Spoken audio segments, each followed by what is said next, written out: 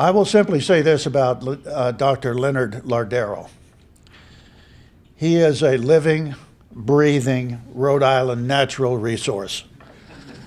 He is quite literally the go-to guy in this state when you want to know anything about the economic situation, where we are, how we got there, and how he thinks we ought to face the issues and how we ought to go.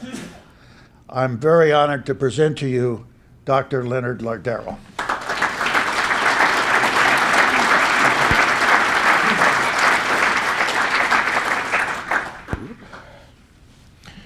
Thank you very much. It's really wonderful to be here. I always get a little nervous when I give these talks, whatever, so I'll do what I can. Before I get started, though, by way of disclosure, I do not have a Rhode Island pension. Faculty at URI are on TIAA CREF, which is defined contribution, which I preferred, would have never come here if they're the other. So at any rate, what I want to talk about today, and a lot of this is not anything new, but I want to give you a perspective that I don't really see going on here. And I can kind of understand where. People look at the numbers, the statistics, and think that's the problem. I really think that's the symptom of the problem, and that's what I want to address today. But basically along the way, toward the end, I do have some suggestions for possibly changing our state's name and motto. At any rate, based on how we act. So Rhode Island has been through a lot, clearly. I mean, we had the worst 2 or 3 years we've had since the banking crisis and recession in 1991. It's been horrific. So we've been through very, very bad times. There is some good news based on my current conditions index. Rhode Island began a recovery in June of 2010. And I think that what we're going to see is next Friday when we get the new labor market data. I expect it to be a little bit better than what we were led to believe. So essentially, Rhode Island is in a recovery, somewhat of a shallow recovery, but things aren't quite as bad as we thought. The sad thing is, though, that because it is such a shallow recovery, we don't really have much margin for error. And I think that's really one of the problems. And we've really made ourselves far too reliant on national growth to determine our fate. And I'm very uncomfortable with that. Although if you've listened to me over the last 10 or 15 years, not entirely surprised, to say the least. So the bad news is that Rhode Island wasted the recession. We didn't reinvent ourselves, which we should have done. If there was ever a golden opportunity to make ourselves better, make ourselves competitive, not get ripped every time there's a 50-state comparison, that was it. But we didn't do it, and I think that's pretty inexcusable. So as I said, we're far too reliant on the national economy, and that leads to some real risks, because I do think that when you look at the very big states with fiscal problems, I do see that slowing the U.S. growth rate in fiscal 12 for us, and I think that could actually, about a 50-50 probability, throw us back into a double-dip recession. So I hope I'm wrong on that, but we'll have to wait and see. Now, throughout this crisis, what I found truly astounding, again, but not very surprising, that our leaders have always tried to tell us that Rhode Island's problems are all national. They're the result of weakness in the national economy, weakness in the global economy.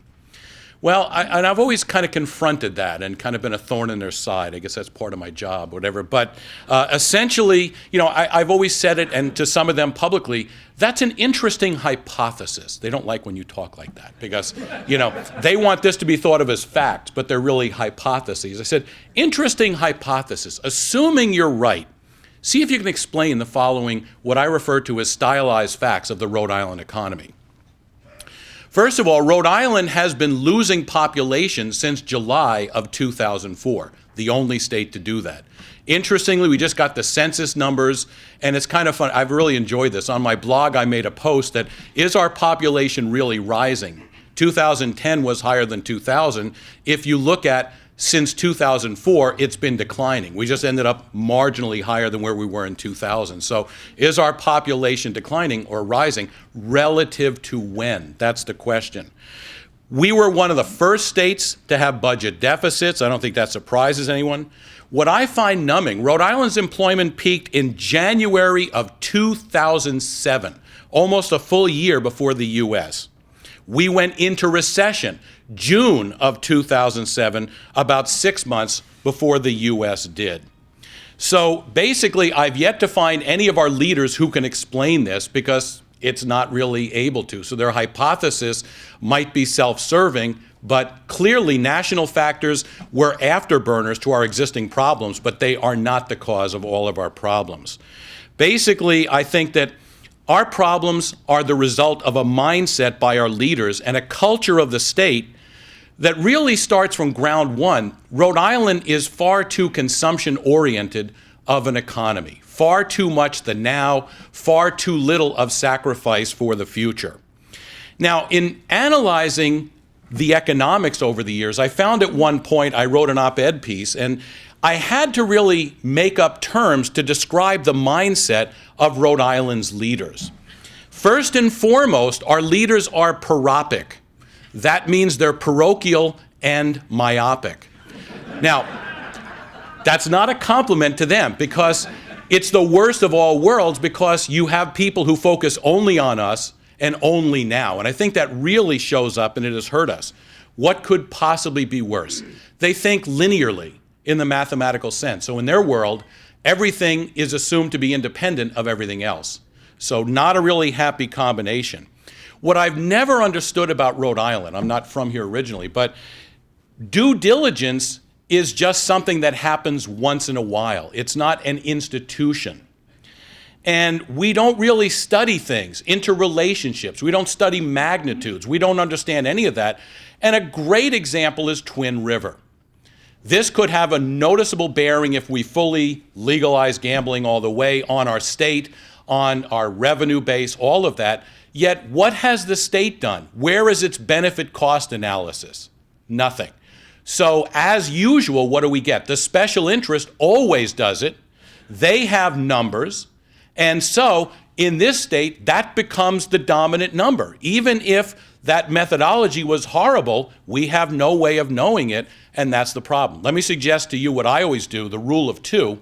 When you have special interest generating a study because the state hasn't figured out they can do it too, what you should do is take their benefits, divide by 2, take their cost, multiply by 2, and if you can still live with it, you're probably going to be okay. I actually testified to that effect for Providence Place Mall back years ago. Anyway, but the other thing too, when you put all this together, what does Rhode Island have? We don't have due diligence, so I had to make up a term, due presumption.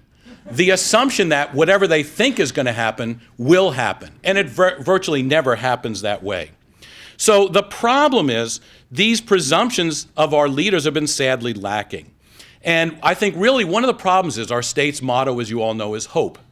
And I think that's because of its unofficial motto, everything's negotiable.